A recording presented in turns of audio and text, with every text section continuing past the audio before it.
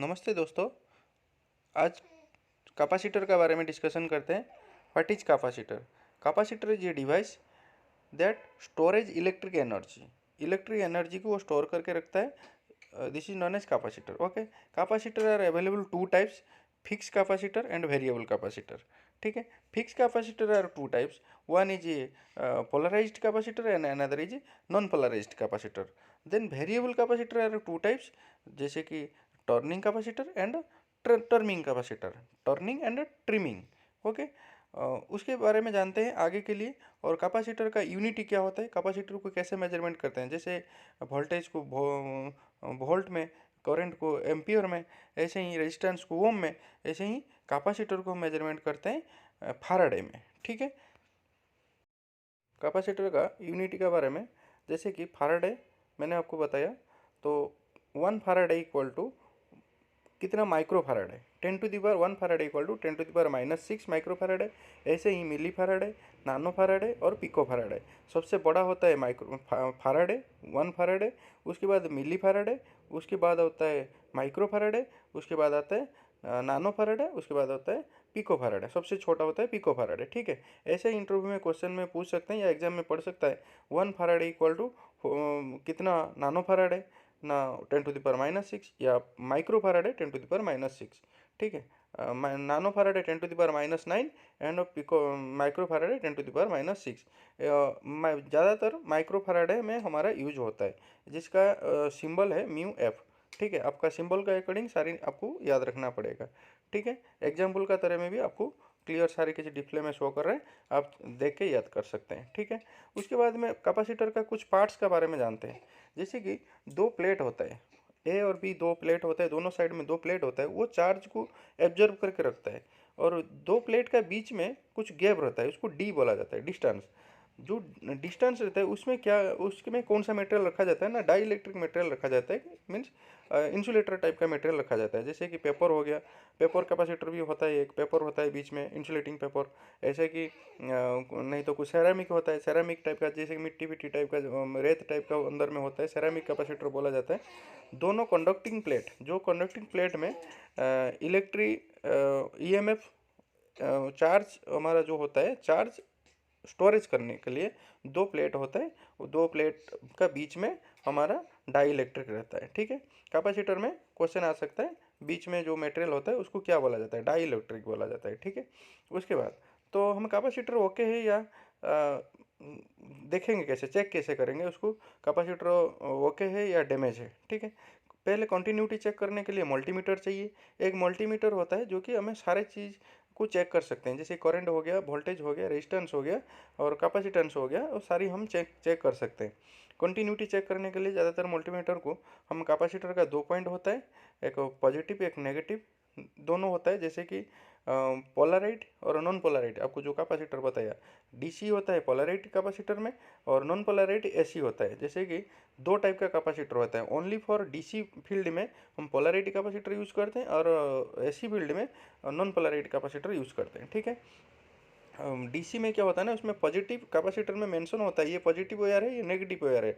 जैसे मल्टीमीटर है, मल्टीमीटर में हम पॉजिटिव में पॉजिटिव कनेक्शन करेंगे और नेगेटिव में नेगेटिव कनेक्शन करेंगे।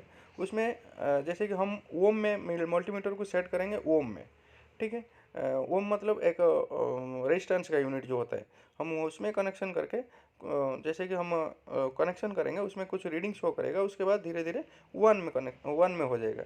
इंस्टेंटली हमें उसी सिचुएशन में हम मल्टीमीटर को वोल्टेज में सेट करके हम उसको फिर कनेक्शन करके देखेंगे, तो वो भी कुछ रीडिंग दिखाएगा वोल्टेज में, तो फिर वो जीरो में सेट हो जाएगा, तो मान लेंगे हम कैपेसिटर जो okay.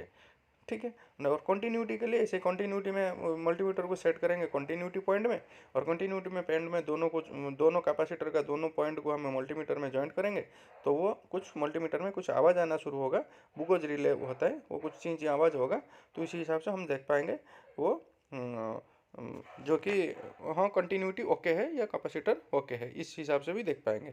Polarity capacitor and non polarised capacitor, एक पोलराइज्ड एंड नॉन पोलराइज्ड। ठीक है, पोलराइज्ड डीसी के लिए, नॉन पोलराइज्ड एसी के लिए, ये चीज़ें मोस्ट इंपॉर्टेंट है, आपको याद रखना पड़ेगा। ठीक है, जैसे कि कंटिन्यूटी कैसे चेक होगा ना, कंटिन्यू मल्टीमीटर में कंटिन्यूटी रखना है, और कैपेसिटर का 2 पॉइंट को दोनों पॉइंट आगे पीछे लगाना है। डीसी होगा तो उसको चेक करके लगाना है, एसी होगा तो आपको कोई भी पॉइंट में आप लगा के चेक कर सकते हैं, कोई भी पॉइंट में।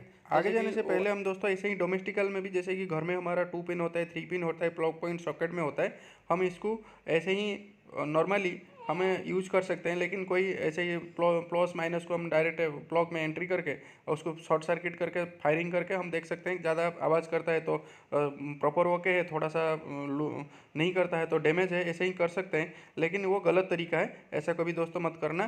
कभी कहीं लीकेज होगा, कुछ करंट लगने का चांसेस होता है, ऐसा कभी मत करना, ठीक है। तो आगे देखते हैं पैरेलल सर्किट और सीरीज सर्किट। देख सकते होंगे डिस्प्ले में एक सीरीज, जैसे कि कुछ सीरीज में कैपेसिटर कनेक्शन हुआ है और कुछ कैपेसिटर पैरेलल में कनेक्शन हुआ है। हम एक सीरीज में कनेक्शन, सीरीज किसको बोलते हैं, इसमें करंट और वोल्टेज ड्रॉप होता है, जिसमें करंट कांस्टेंट रहता है और वोल्टेज ऊपर नीचे होता है। जैसे कि पहला कोई ट्रांसफर से कोई करंट कैपेसिटर निकला हुआ है, पहला कैपेसिटर में हमें ज़्यादा चार्ज रहेगा, सेकंड में कम रहेगा, थर्ड में और कम रहेगा। ऐसे ही सीरीज में ऐसे होता है। और करंट में क्या होता है ना, इक्वली सब कुछ करंट भी बराबर होता है और इक्वली करंट डिफरेंट होता है, वोल्टेज बराबर रहता है। और पैरेलली में ऐसा, जैसे कि इसको बोलते हैं सीरीज सर्किट और पैरेलल सर्किट। पैरेलल सर्किट और सीरीज सर्किट का दोनों का डिफरेंट है। वोल्टेज ड्रॉप होता है सीरीज सर्किट में और पैरेलल सर्किट में वोल्टेज इक्वल रहता है, ताकि हमें यूज कर सकते हैं। कैपेसिटर जगह में कोई बल्ब भी लगाए, कुछ भी लगाए, आपको ऐसे ही पैरेलली हमेशा ज़्यादातर हम यूज करते हैं। पैरेलली कैपेसिटर कुछ लगा हुआ है, हम पैरेलली जैसे कि आप सर्किट में देख सकते होंगे, पैरेलली C1 C2 C3 तीनों कैपेसिटर लगा हुआ है पैरेलली। तो ये पैरेलली कैसे हम इसको टोटल टोटल कैपेसिटर कितना है, उसका वैल्यू कितना है, हम कैसे कैलकुलेशन करेंगे, उसका फॉर्मूला देखते हैं दोस्तों। C मतलब total capacitor equal to C1 + C2 + C3। Same to same series में जैसे कि C1 C2 C3 लगा हुआ है, या C1 C2 लगा हुआ है, या सीरीज में कंटिन्यू C1 C3 करके कंटिन्यू CN कंटिन्यू कितने भी लगा हुआ है, हम इसको टोटल कैपेसिटर कितना, टोटल कैपेसिटेंस कितना है, टोटल हम टोटल कैसे निकालते हैं ना, सीरीज में लगता है 1/CT = 1/C1 1/C2 1/C3 divided 1/CN, ये तक जाते हैं। ऐसे ही पैरेलल में total CT = C1 + C2 + C3 ऐसे ही पैरेलल में सीधा हिसाब हो जाएगा और सीरीज में 1/, हो जाएगा। रेजिस्टेंस में बिल्कुल अपोजिट है इसका। दोस्तों अच्छा लगा तो चैनल को लाइक और सब्सक्राइब कर।